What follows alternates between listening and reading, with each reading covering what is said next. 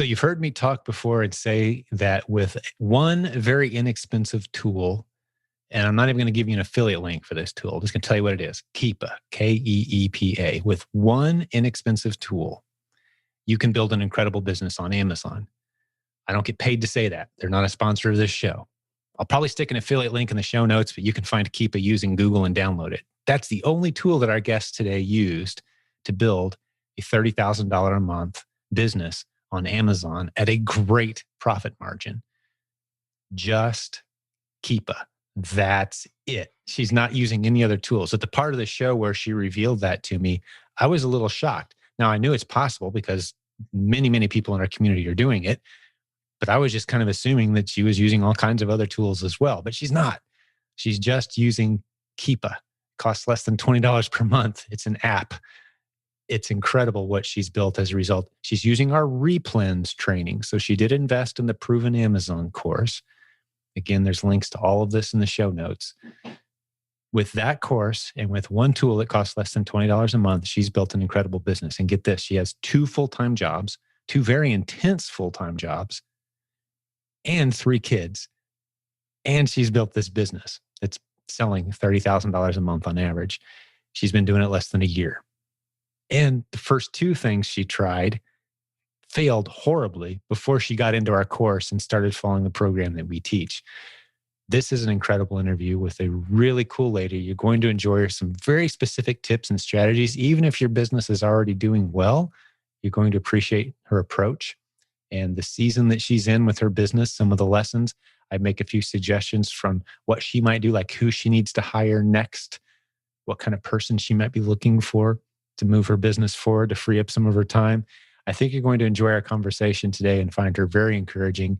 So stick around. I'm going to get Linda on the line right now. I think you're really going to enjoy this episode.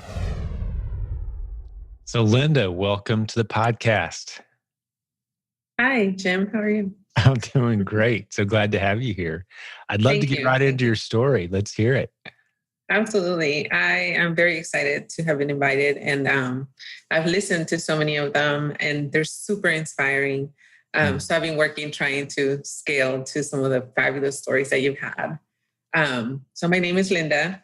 That's what everybody calls me anyways. And I live in Texas, and I have been selling on Amazon for about a year now.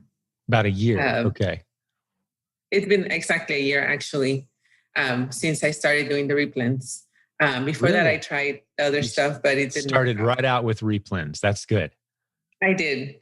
After I took a couple of months off to reset my mind and my approach, I started in June.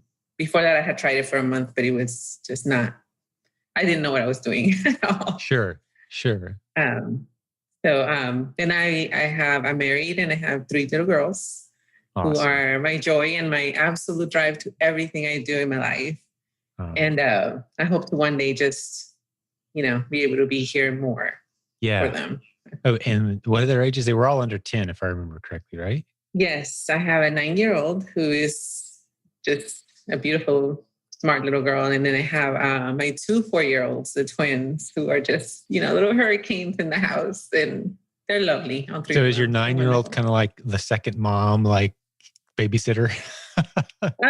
She tries to be, but it's been a rough year just being at home. She's been doing this schooling here at home and kind of isolated. So she's had a rough time. And we're she's hoping that makes it social, better. misses being with her friends, huh? She totally does. But we're starting to slowly branch out. So what part of Texas are you guys in? We are in the capital. We're in Austin. Which is Austin. There we go. Yeah, we could have probably done a trivia and got a lot of people to give the wrong answer. Most people think Dallas and Houston when they think Dallas. Yes. Right? Yes, the big cities. Yeah. Austin is just a little in the middle, in the capital, but most people don't know that. Yeah. A lot of people you had to give me a minute, to be honest. I would have had to think about it. But I think I would have got it right. Well, that's awesome. Well, it's good. It's good to have you here. Okay, so talk us through your business. Take us wherever you'd like, because most people listening to this, well, I would say about half the people are kind of brand new, don't necessarily know what this Amazon thing's all about. They are thinking about Absolutely. it. The other half are kind of doing what you're doing. They've built something and they're scaling it up, and let's share some tips and strategies for them too. So go wherever you'd like. Sure. So I'm actually going to go with my very first exposure to Amazon selling. I don't know. I must have seen something on YouTube or some. I mean, just scrolling to the media, and so I got this idea to create this blanket and sell it. And I was just going to sell a bunch of them because they're so cute, and parents always want to buy stuff for babies. So I actually created a milestone blanket, which just says 1 to 3 to 12 months, and you're supposed to use it as a photo prop. So you created your own product. That was your first exposure. I did. I designed it, and it's two-sided, and the other side has milestones, like I sat for the first time, or my first tooth, whatever. First steps, and whatever. Then okay, I got you. So so you had this made. How many of them did you have made? Only 200. 200? Okay. Yes.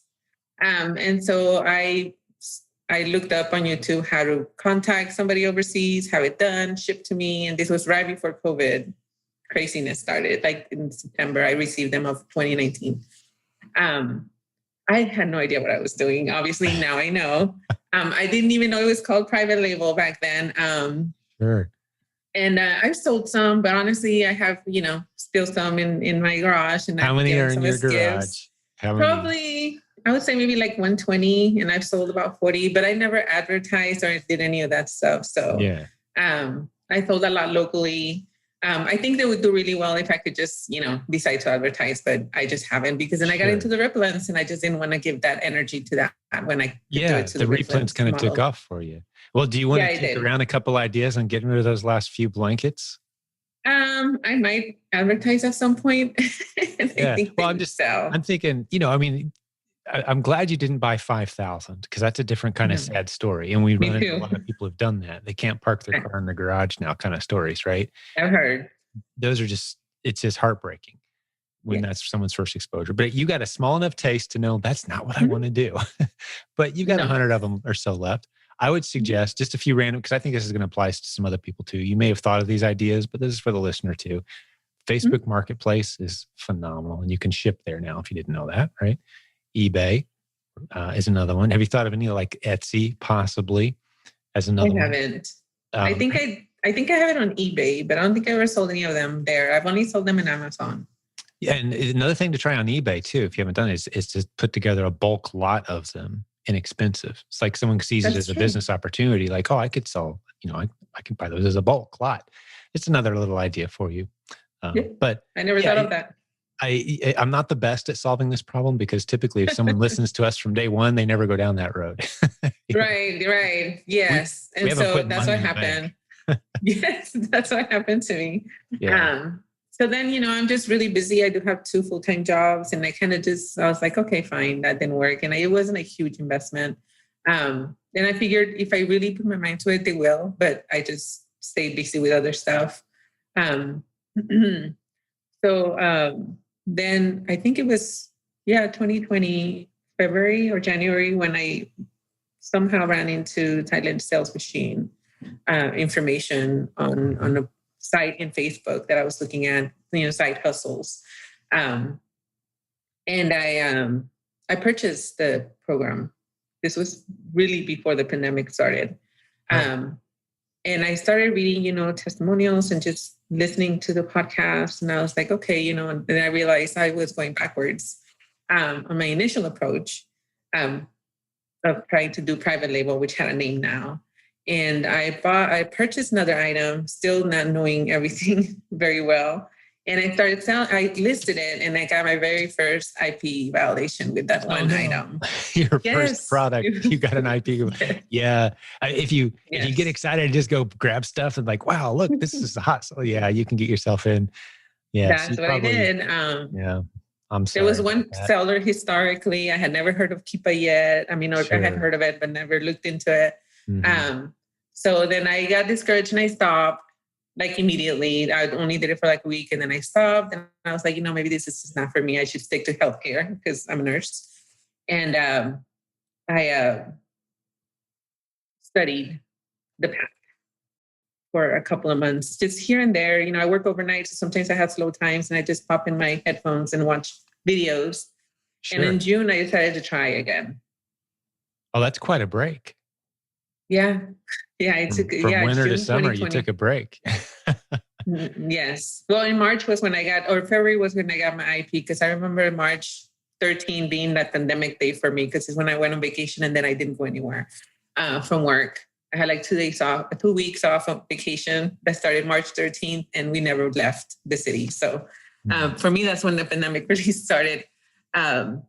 And so it was late February when I got the IP. And then in June, I decided to start with the Replans products. And that's when it just kind of took off. So just to recap a little bit, you bought the Proven Amazon course, studied a little bit, got it enough to be confident, went out, bought a product, it crashed and burned, and you kind of gave up for a few months. Yes. So then you go back in to the Replans module of the Proven Amazon course. And that's where we pick up our story now, after taking a little break, being a little frustrated. I was being impatient. Yeah, I was impatient. Like, I'm hearing a strike one, strike two story. Like the blankets, not a good experience. Your first replan, because you only got, I'm guessing, about 20% of the way through the content, and like, oh, I'm going to go do this. Yep. Strike two. Exactly. Then you went through it. And we really do recommend, this is a good place, Linda, for me to maybe interject with the replans. It's one of the few modules where we say go all the way through it before you do it, because there's a lot of little pieces that we want to tack onto your strategy before you jump in with both feet and get excited. And that's one of the modules. And some of the modules in there's a couple dozen modules of ways to make money on Amazon. But some of them are like, hey, as soon as you start, do it in real time. Do it with the course, not replans. Go all the way through it. Absolutely. How long did it take you to go all the way through it? I actually took April and May to just really, really absorb what I was watching. I feel like having scratched the surface of the pack. Oh, no, you'll never go all the way through the pack. No. I mean, just the replans module. I haven't been all the way through. It's being updated constantly and added to constantly. There's content I haven't had a chance to get to that's been added in from our great team. So yeah, you'll never get all the way through the pack. But the replans module specifically, that strategy, how long did that take you? I would say, honestly, completely watch the whole thing, it took me a whole month to watch the whole thing. And I by the time I started, I had watched 3: Amazon Basics, 101, and the Replans. Those are the 3 that I had under my belt, fully and grasping the concept. Only to realize I really didn't quite grasp it yet until June. Yeah, when I started in June. I just wanted to give people an idea. I think that's the modules you just named, which is the basic, the beginner stuff, starting assuming you know nothing and going through the replans model is, I think it's about 8 to 10 hours of content. But if you take your time and absorb it and review it, and it can easily turn into more. We've had some people pick it up over a weekend. We've had other people, it takes them 6 months kind of visiting it on time to time. It's pace. Yeah, absolutely. Like I said, I have 2 full-time jobs, so I didn't really know if I still wanted to do it. But but I had purchased the pack, so I was like, I'm just going to look into this a little more. And I just did it little by little. And even when I started, I was in doubt of myself and my abilities and what I was doing. And was this for reals? Everything. I was just cautious when I really started in June. Can we spend a little time on that? Is that okay, Linda? The confidence and because it's been a long time since I was there, 20 years ago, since I was like, can you actually really make money online? I've been doing it for so long. I feel like I'm a little out of touch with those first few months of convincing yourself this is actually legitimate. Like, what is it that pushed you over the edge? This, busy mom, 3 kids, 2 jobs. Like, I'm going to carve some time out. I truly believe this could work. What factors went into helping you make that decision? I went to a barbecue with a lady that took me in when I was a teenager. And I was telling her about, and she works at Amazon, the warehouse. And I was telling her about what I was trying to do. And she was like, oh, that's just not for me. I have the mindset that you're supposed to go to work, your 8 hours and come back home. And I don't think that's ever going to change. And I had that mindset, my 12 hours at the hospital and then back home. This is just life. You go to work and you come home. And I realized now I have this, I just was very doubtful. I had these 2 failures, but I was very driven by me wanting to have something that it was more in my control. I really didn't think I could. having your own business is just not something that occurs to people. It's not in your grasp, especially when you don't have huge amounts of money. So I did have my doubts whether this was going to work. And what pushed me over the edge was watching the testimonials in the Facebook group. Yeah. And listening to the podcasts. And then I thought, why not me? I love it. Why can't I do this? There's nobody telling me I can't except myself. Yeah. And I had to overcome my self-doubt to be able to just try it a third time. Good for you. And to be honest, from then to now, I have had a full mental shift that I'm guessing a lot of people get at some point where you just think, I can do, if I can do anything, I'm unable, if I can do this, I can just make anything work for me. Why not me? Why not me? Yeah. It reminds me a little bit of I've talked a couple times on the podcast in the past, all the things you have to unlearn from a traditional education. I'm not anti-education. I'm not anti any this that kind of school, but there's a lot of messages that are kind of pounded into us just from our culture. Absolutely. Like one of my favorite examples is failure is bad. Yeah, who would disagree with that? Failure is bad. Of course, failure is bad. No, in internet business, failure is beautiful because it costs you a couple dollars. Fail 50 times a day if you can, because that's how you test. If you're not failing constantly, you're never going to know what actually works. So fail small and fail frequently. I thought failure was bad. No, failure is beautiful, right? That's just one of a bunch of different examples I could give. So we have to do that mindset shift. And it sounds like you did. I agree. It takes. I agree 100%. It's not an easy thing to do. No, it's not.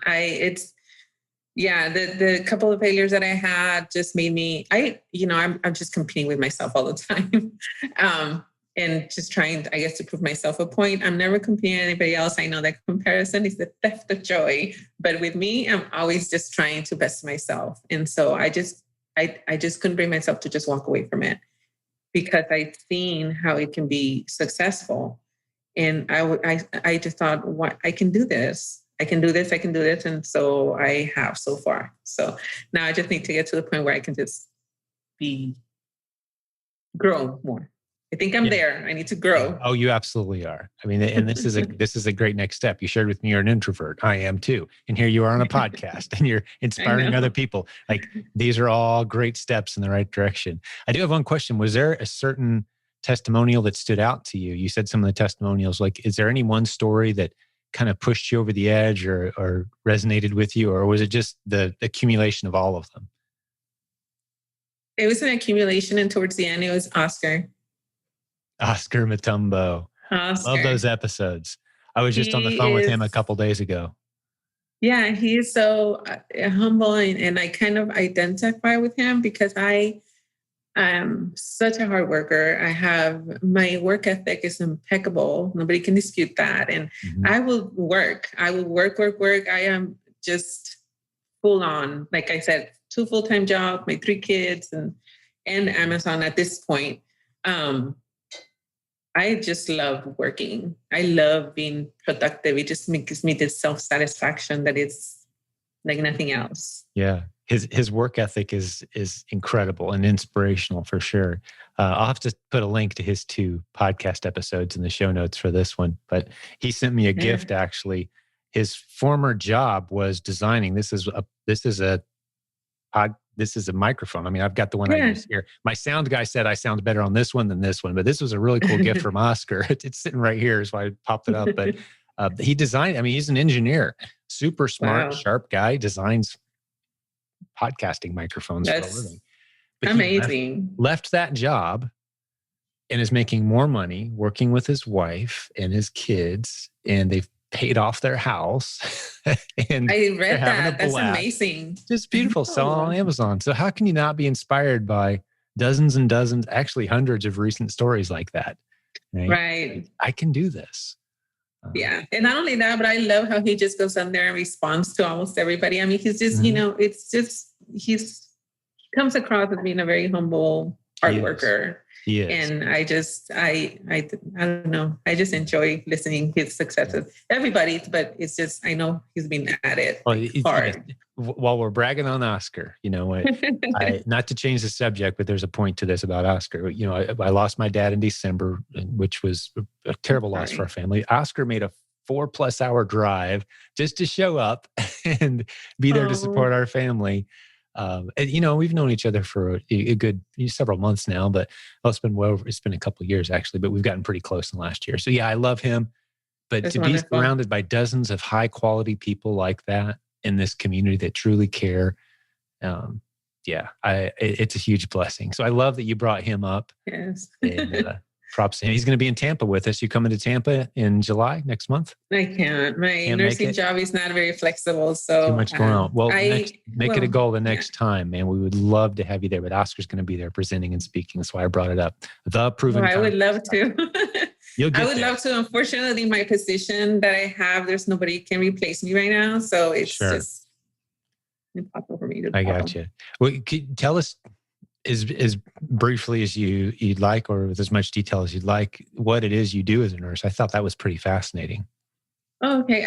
Well, I have, like I said, my 2 jobs. One of them is I'm a nurse supervisor for a rehab place. You know, people go after having like strokes or heart attacks, and they go to rehab their body to be able to go back to their level or close to their level of independence at home. So we try to help them as best we can to achieve that. We had a lot of COVID people, COVID affected people.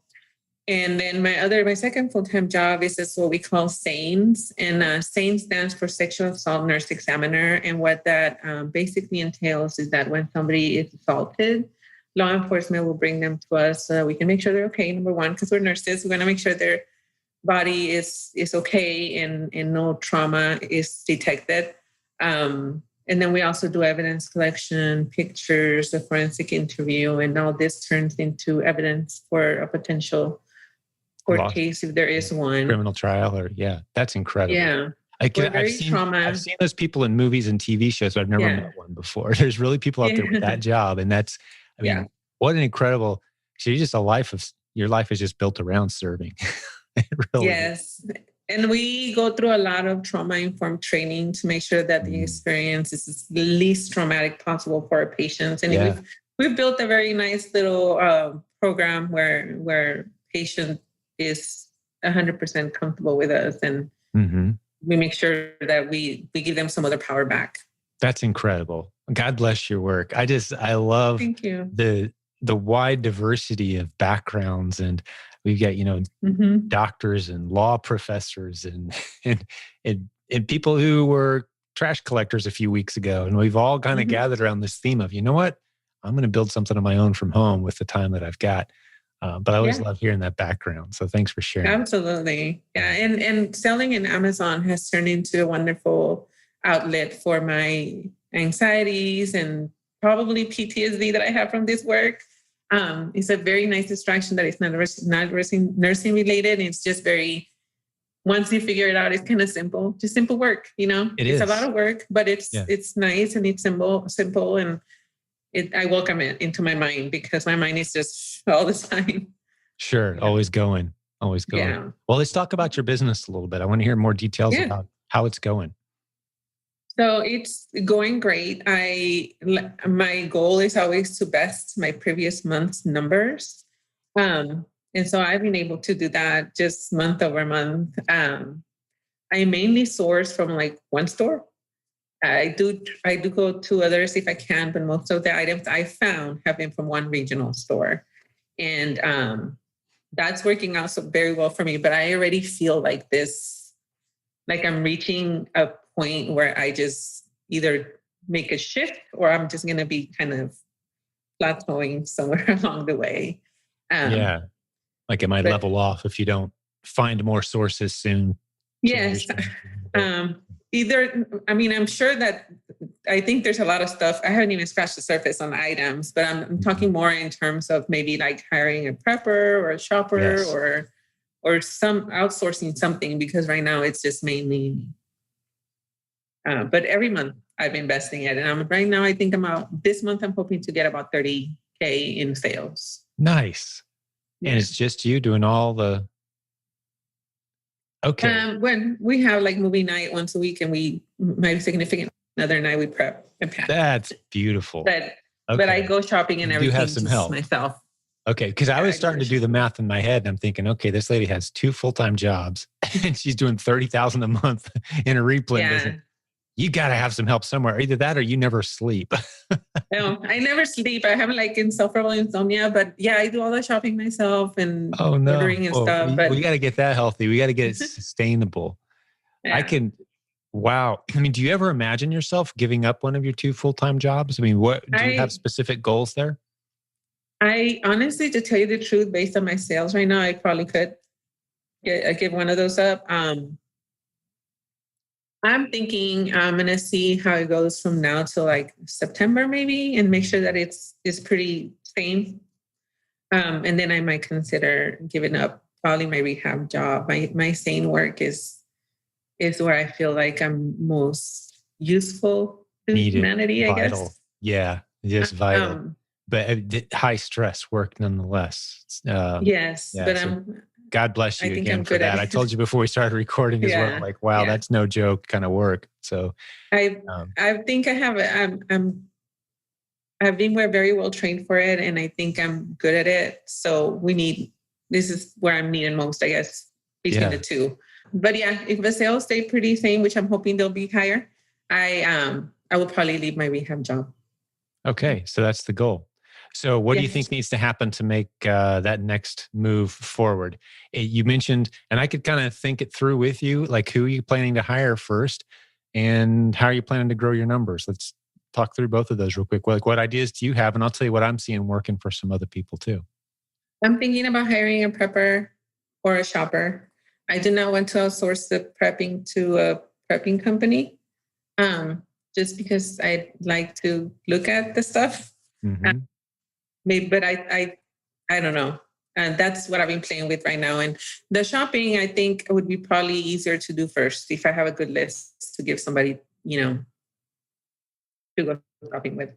And I would encourage you, if possible, that shopper, make them what I call a smart shopper, meaning they're not just shopping, but they're also they're equipped with the tools and the strategies that you've learned, and they want a percent of your business. You don't have to make them a partner, but you can give them a financial incentive to find new replans while they're out doing what they do. Right. So now that's always the first hire I suggest. And this is some Dave Ramsey advice from his book, Entree Leadership. The first person you hire isn't someone who does all the stuff you don't want to do. It's someone who, as he says, goes out, finds the bear, kills it, drags it back to the cave. Like you want that, you want someone else doing what you do. So they're generating revenue and they're paid from that new revenue they're generating. Ideally. Now that doesn't always necessarily work out, but ideally, because I think a lot of people, their first hire is someone to prep because I don't like prepping, or someone to shop because I can save myself time, and that's easy to start just offloading all this. And you suddenly look at what you're earning. You're like, I'm earning less now. What happened? Right. So just as a little word of caution there to, maybe bring someone in. So that first hire is one of the most important hires you'll make because it kind of sets the tone. I just have a hard time just letting go.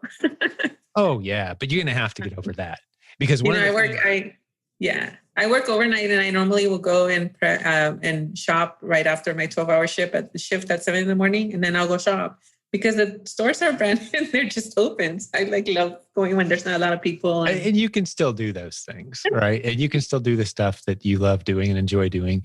But to really, another book I don't mention very often is the E-Myth. Have you ever read that by any chance? No. E-Myth, talking about the entrepreneur myth. It's a good book by it was Gerber, Michael Gerber, maybe, I think, if I got the name right.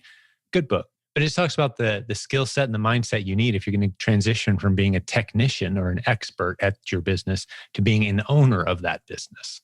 Yes, that is definitely the mind transition I have to make from after the transition of yes, I can. I think that's the next one. Yeah. And we bought a home in 2019. I still can't get out of that renter mentality. So it's just, like a lot of learning that has to happen on my end.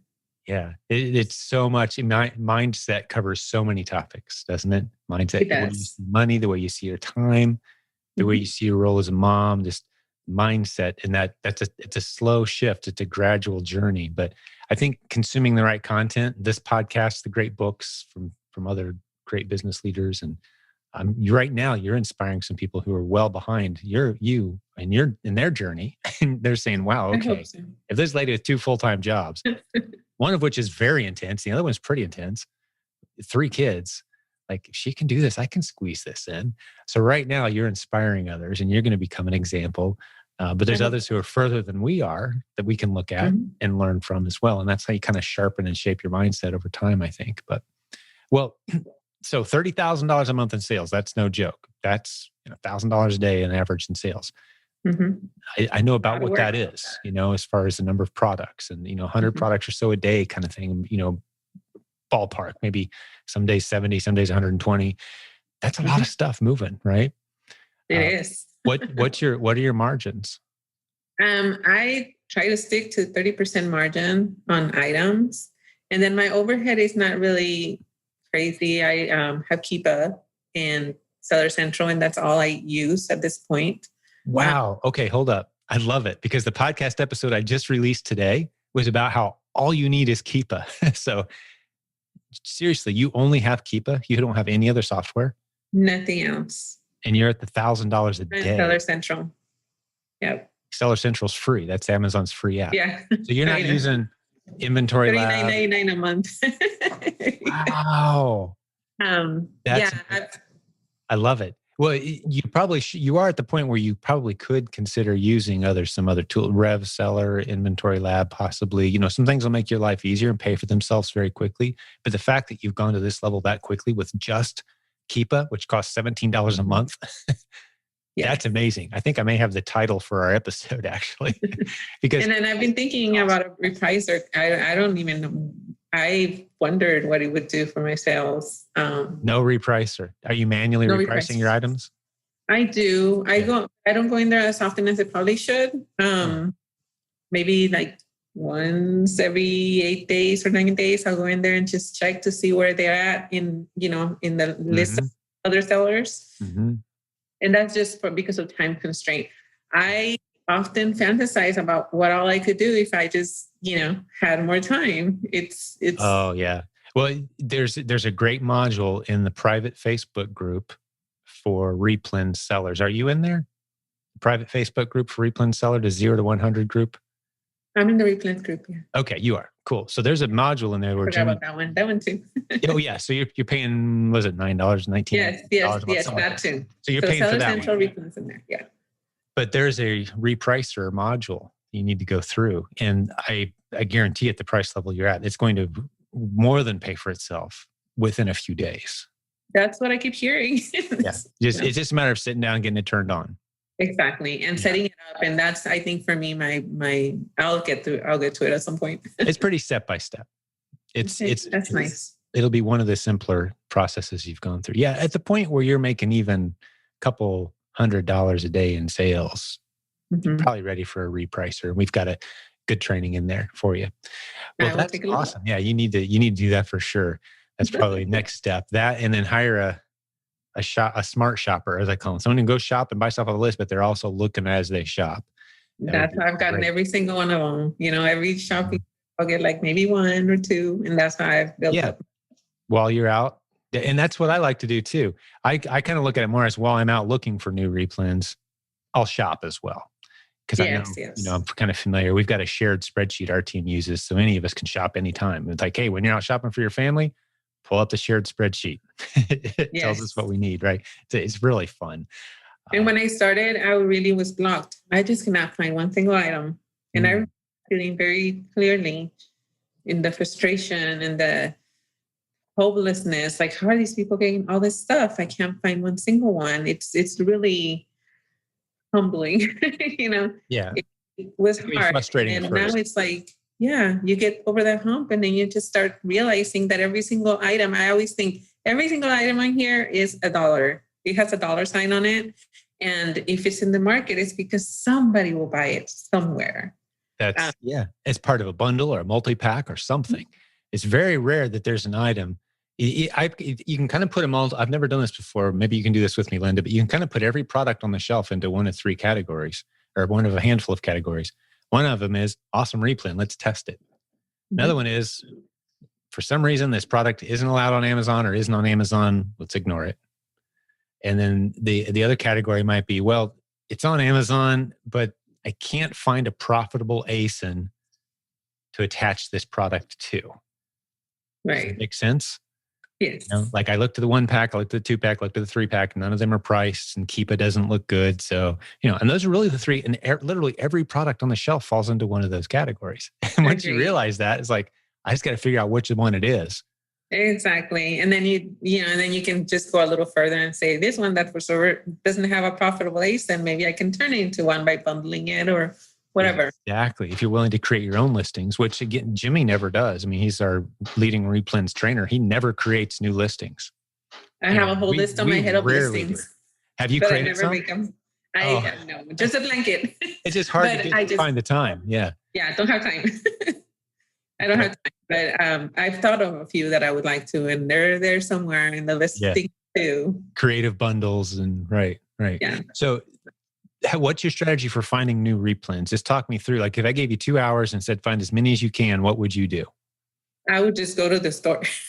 Yeah, me too. And honestly, to me, I am going through stuff and something will just catch my eye. I will check it and it'll be yes or no. And then I just start looking at other stuff around it. Most of the stuff that I have has been going down a rabbit hole. I found one Replans that was good. And then I started looking at related stuff. And before I know it, that one has turned into 10. Mm-hmm. So, when I'm at the store shopping, like I said, something will catch my eye. I'll look at it. No. Then the one next to it. No. The next one. No. And then I'll get the yes. And then I'll look at whatever's related to that one. And that's my strategy. Honestly, I would love to be able to just OA because sometimes I do have a lot of downtime, but I can't get into it. Yeah, you said you'd like to be able to do OA, or I like to get my brain to start doing it. And I take pictures of stuff, but then I start other stuff like, oh, let me do this shipment. Oh, let me look at go kids, whatever. Yeah, I think everybody has their preferences, but nothing beats, and I know I've talked with Jimmy, our Replans content creator, the course creator.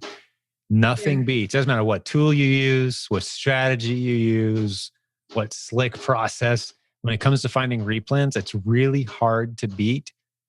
Just go into the store. Just go to the store. Because the stuff's right there. Because a tool can say, ooh, this is a hot potential replan. Like, good luck finding it. Like, where can I buy this? And once you do buy it, it's like, oh, online, 2 weeks shipping. Like, yes, like 2 weeks to test replan. And I have to send in and wait 2 more weeks to see if it worked because it's how long it takes Amazon to check it. A month from now, I'm checking. Like, no, I want to list it right now. I can list it FBM while I'm in the store. Yeah, and I type it in. Yeah, I type in the names. I don't. Yeah, the brand names. Yeah, just a brand name, and I just see what comes up. I don't. That's a great tip. Yeah, I don't. You don't scan barcodes. No, I have realized how much stuff you miss by doing that. Yeah. Oh, you miss. This, and then you type it in, and it's like there's 10 of them. Yeah, so many of them. That's beautiful. And you're just using Amazon when you're. Amazon and Keepa, but I don't. Obviously. Keepa. Well, sometimes if I'm iffy, I'll use it at the store. Yeah. But if it looks really good, then I'll check it when I'm at home. Yeah. Oh, that's great. Yeah. I would really love to get you connected with RevSeller. Is it okay if I just get you free RevSeller? I think it's going to change your life. I really do. Because it helps. As you're sitting there looking at the item, instantly your ROI for FBA and FBM for both. And you can make a great decision based on the current buy box price, right? Yeah, that's why I like Seller Central because you can just plug in the numbers and it's like, Mm-hmm. Yeah, I think you're really going to like RevSeller. We actually, Nathan, the guy that founded that, we were the first community he rolled it out to, and we have bunches of people. I've yet to run into anybody that said, I could live with or without RevSeller. Everyone, once they see it, because it pops up on Amazon.com. Is that the one that it's on Replans, right? Yeah. Mm-hmm. I think it's in the Replans training. You'll see it all over. It just pops up. It pops up right below the title. If you're on Amazon.com, it pops up and just gives you all kinds of information about the ASIN you're looking at. So you get that and Keepa. I think I bought it, never installed it. You never installed it? RevSeller? I think I bought like a year thing. Yeah, if you'd have gone to provenamazoncourse.com/revseller, REVSELLER.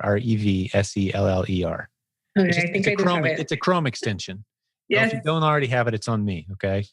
Yeah, thank you. I think I do, but thank you so much. I think I do. I think I just forgot, and I didn't. I'm gonna have to. You're gonna love it. You're gonna totally love it. Trust me. Once you I need to install do it one that. time, you don't have to ever to do anything else again. But every time you're looking at a product on Amazon, it's giving you great information, especially for Replan sellers. Really, I'm gonna look for it. Yeah. Once someone has Keepa, I say the next thing you probably need is Rev Seller, so you can make faster decisions. Yes. In Rev Seller and Keepa. Fast decisions are important when you're at the store because Yes. I mean, you're there. And I can't be there for hours. I wish I could. I could. I'm not able to. Well, I think the next step for you is to train somebody else. Yeah. And to do what you do.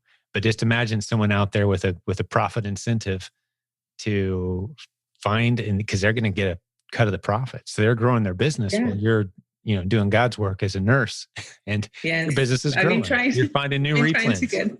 Right? I've been trying to get my significant other more involved. I think that just I come up with these ideas that are so off the wall to some people that they're just kind of, I don't know what you.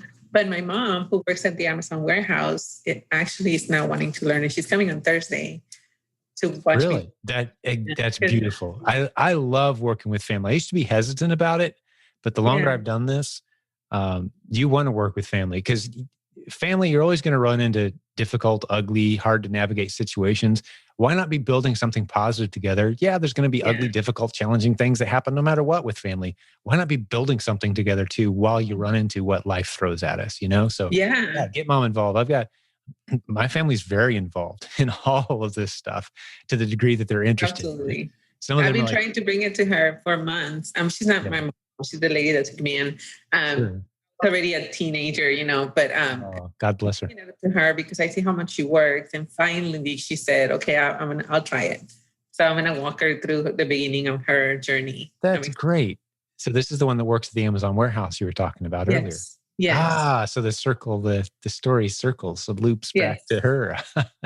She's a teacher, and then on the weekends she's in Amazon, and so she works 7 days a week. And I've been trying to tell her, try this, and and she might have some really good instincts too. Like, wow, I see this stuff flying off the shelves at the warehouse. Yeah, I think we maybe should try checking it out. Yeah, get her instincts going. Well, one of the things you said that jumped out at me, and I don't think I've ever dove in with one of our podcast guests on this phrase, but I've heard it many, many times. And I know it happens to me too when I'm looking for replens, is you said something just kind of jumps out at me. Like, I know how I would quantify that. What do you mean by that? Because if I'm looking at a wall of products, what things make you go like, I think I'm going to check this one out versus the other 150 products that you could take 3 steps and grab, right? What is it that makes it pop? I know we develop these instincts, and at times even, Linda, I've said, that's a good replan before I even run it. And I check it, sure enough, it is. What is that? How do we... Well, when I first started, I was so overwhelmed, and it was just so hard for me to think that how am I going to get through all these things? And somewhere along the way, there was just this shift in my brain where I go and I look at things, and I'm walking, and it'll just be like the title of something or just a visual presentation of something that makes it stand out. I mean, there's hundreds of items, but once in a while you just see one that attracts your attention. And I learned to stop looking at stuff that I would use only. I had to, when I first started, I would just think about my little bubble of things that I buy for my house, which is helpful because some of my bestsellers have been stuff that I buy for my house. Sure. But I had to learn how to branch out into stuff that I don't know anything about. And so it just catches my eye, and I'm curious, like, what is this? Not anything I've ever seen, not anything I've ever bought for myself. And I'll look at it and I'll read it and I'll be like, looks interesting. And then I'll just like check it. How that shift happened, I don't know. It's just, I heard that it happened and I thought it was never going to happen to me, but it does. Like I think it's just the way it looks and what its function is to me that I may appeal from a more general way, not necessarily subjective way, but objectively. Yeah. I think some of what I think starts to kick in, see if this resonates with you, Linda. For me, like I was taking a walk downtown with my wife, uh, just walking around town, enjoying downtown. And we stopped in a little gas station to grab a couple drinks. And as I'm scanning, just looking for an unhealthy snack on the shelf, my eye caught a handful of items that I've never seen before.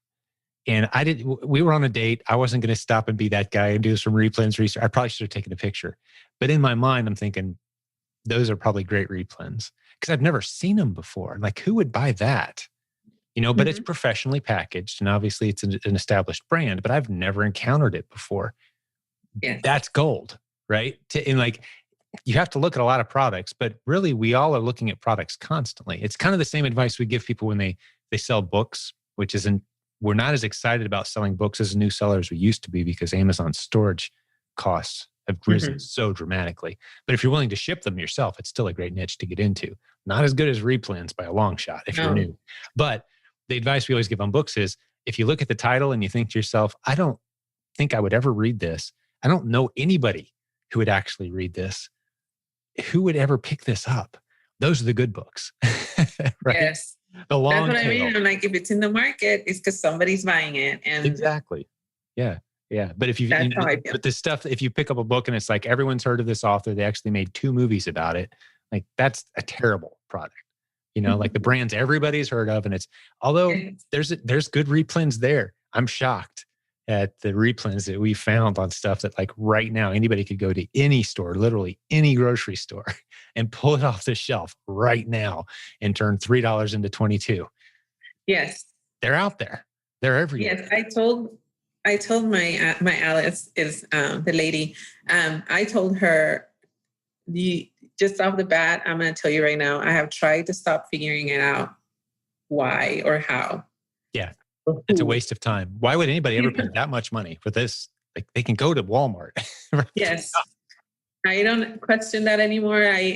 It was a barrier for me to finding more items because I would talk myself out of stuff. So I had to stop doing that, wondering the why, who, or what, or how.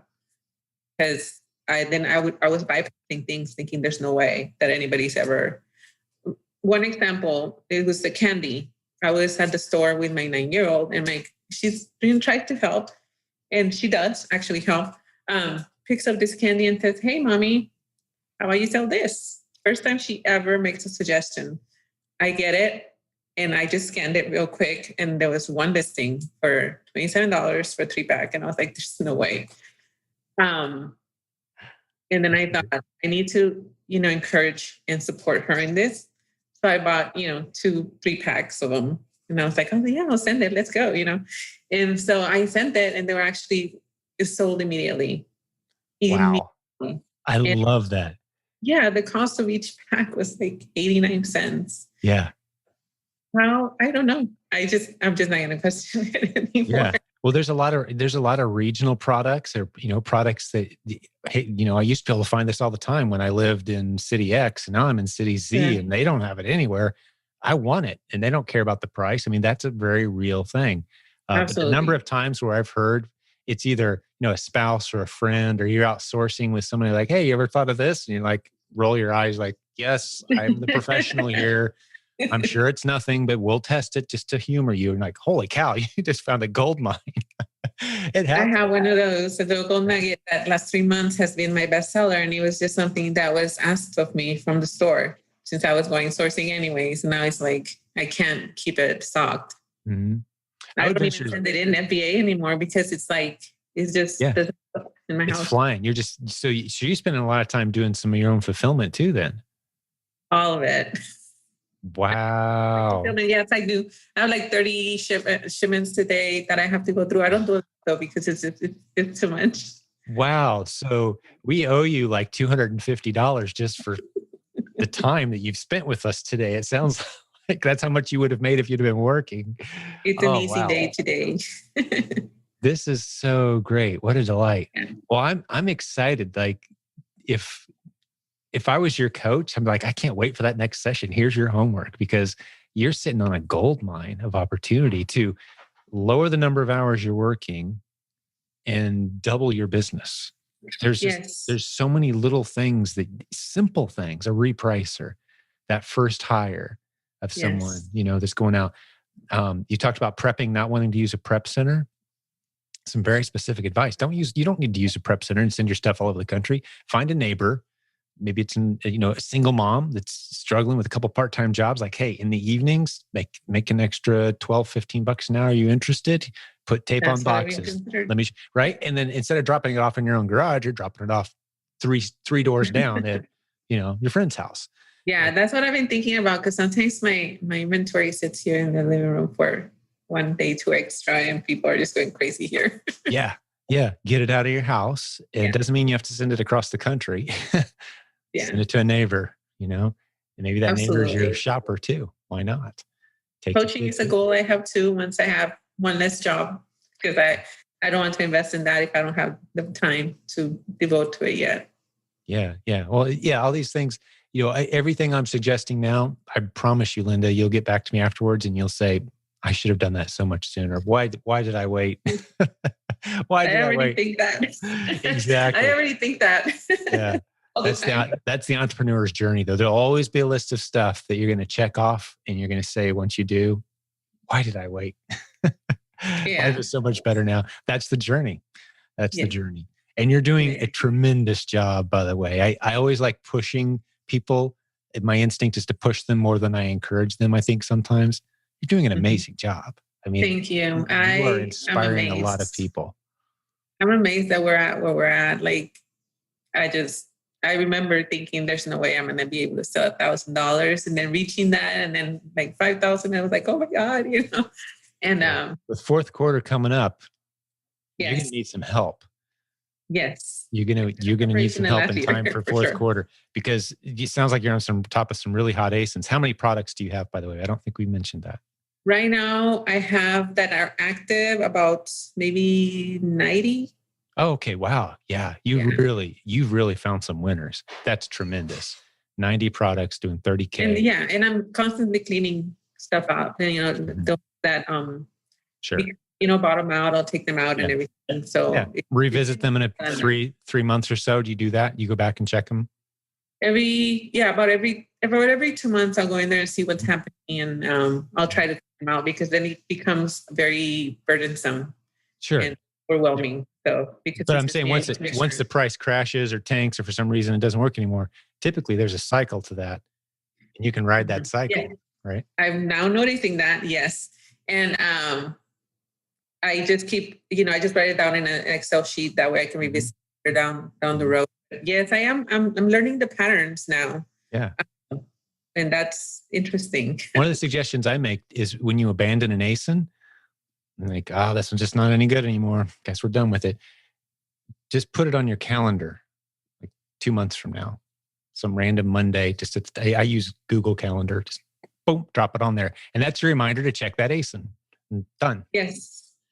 So that's why I keep the Excel sheet. But I also, for anybody that may be starting, I make sure that I do the inch deep, mile wide. That way, when they do bottom up, it's not like, it doesn't hurt. I'm glad you said that, because in my head, I'm just assuming that everyone knows that that's what Replans is. But that's exactly the model. At any given time, any of your products could vanish, and you spend 3 seconds being disappointed. Then you go find 10 more. Yeah, right. Exactly. And then that's the gig. Yep. Yeah, that's definitely key to the business. Because I still see a lot of people, just going all in on one item like I did at the beginning. And I think that is getting emotionally attached to one item and putting your eggs in that basket, right? The inch deep, mile wide theme. Yes. It's something to be like, man, okay. Great tip. Yeah. No emotional attachment whatsoever. Absolutely. Absolutely. You got to keep going. It's just moving and moving and moving. Mm-hmm. Well, as we start to wrap this one up, Linda, this was a great episode. Is there anything that you'd made a mental note that wanted to be sure to share with the listeners, or any tips or strategies? No pressure here, but I always like to make sure to leave that door open for the last, whatever thoughts you've got. Yes. I have a very turbulent brain, I'm pretty sure that just my career itself has created all kinds of issues in my head. But I overthink ad nauseum. I am an overthinker. I am always possibly a pessimist. I always think what's the worst thing that could happen first before I think about what's the best thing that could happen. And I let self-doubt kind of like jump in there every once in a while, and I try not to, but that's just, struggles that I have with myself. And I'm going to say that the best thing I ever did was to send that first shipment. I feel it was the biggest hurdle that I had with the replans, because everything else before that had been merchant fulfilled. It's so intimidating, but once you get through that process of the first shipment, I feel that's the biggest hurdle to them being able to just find and sell, if that makes any sense. It absolutely does. Yeah. Those intimidating first steps. Yeah. That period, I call it sometimes that period of intense focused effort that's required, or, getting past those uncomfortable one-time hurdles. Yes. So I think just doing it is the best thing anybody can do, aside from making the good choices on products, actually reading the listing and making sure it's, one pack or a 2-pack, not, just being careful with it. Right. And intentional. Yeah. That's a great final tip. Take action, Absolutely. That's the best thing I did. The best thing I did was take action. Yeah. What's the next right thing? And I imagine that's part of, you deal with people in trauma, business kind of is trauma. Now it's relatively minor trauma compared to what you're dealing with. But I've been around people in trauma situations enough to know that as they're starting to heal, that you've got to convince it, okay, what's the next right thing? Don't try to do 1,000 things today. No. You're not going to get them all done. What's the next right thing? Get that done. And that's advice my dad used to give all the time as well. And, in business is, I've never said that before, but I kind of like it. Business is trauma. It's risk. It's this could go wrong. It's getting out of your comfort zone. It's uncomfortable, right? It's okay to mess up. Yeah, there's a degree of trauma. I got my first IP and it was discouraging, but yeah, now I know. It was a great learning experience for me getting that IP. Now I know. Yeah. That's right. And you've built an incredible business as a result. And I think you're going to have a team soon. I can't wait to have you back. I don't know if it'll be 6 months, a year, whatever. And you'll be like, hey, here's how I grew my team. And here's my new routine. Right. I'm excited. Oh, it's so exciting. I love it. I'm excited. The possibilities are endless, right? Oh, they really are. It's so expansive. And every time I think I'm the guy that gets to talk about how expansive it is, there's somebody who out expands the way I was thinking. The fact that you've made any money at all online puts you in elite territory now, to where you could say, hey, anybody interested in learning how to make money online, I'm the one you need to talk to. You got a product, business, one needs consulting, write a book, podcast, a mom's group, just the possibilities are endless now because you've figured it out. You've cracked the code. I mean, just think of it this way for a moment, Linda. Comparing the money you make between the 3 different income streams you have, right? You had to go to school for a long time and pass a lot of hard tests, do a couple of those. This one, you had to sit down for a few hours with some slightly uncomfortable content, but you got through it. And it's getting ready to dwarf those other 2. Right? I mean, it's wow, yes, pretty incredible the opportunities that are here, just from a sheer number standpoint, right? Absolutely. I couldn't agree more. Well, I really appreciate having you on the show today, Linda. Thank you for your time. Thank you too. And I'm going to talk to the listeners for just a second. I hope you enjoyed this as much as I did. I feel encouraged in just hanging out with Linda. I want to get more tips and strategies and ideas from her. I think she's an upcoming leader for sure. And I hope she inspired you as much as she inspired me today. But this was just another episode of hundreds where we've sat down with great people from our community. If you're new to this podcast, you need to scroll back in time just a little bit, check out some of the other great people. We'd love to have you leave us a review wherever you're listening, a 5-star feedback, that sort of thing. We always appreciate that. If you are watching us on YouTube right now, you need to realize if you go to silentjim.com, you're going to see a few hundred episodes like this one that we didn't have a video camera turned on and it's audio only. So you want to go to silentjim.com/podcast. You can see those. all kinds of other links for today's show, the stuff we talked about. We mentioned those other episodes of the podcast with Oscar and some of the other tools. We'll stick all that in the show notes. So just visit the notes for this episode and you'll see the links. You don't have to write anything down that way. But God bless you, business building warrior. We're in your corner. We've got a community of 65,000 people in our Facebook group that are here to support you free. That's another link in the show notes.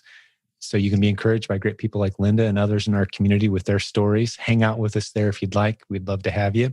And we'll have another really good episode for you again real soon. Thanks for your time.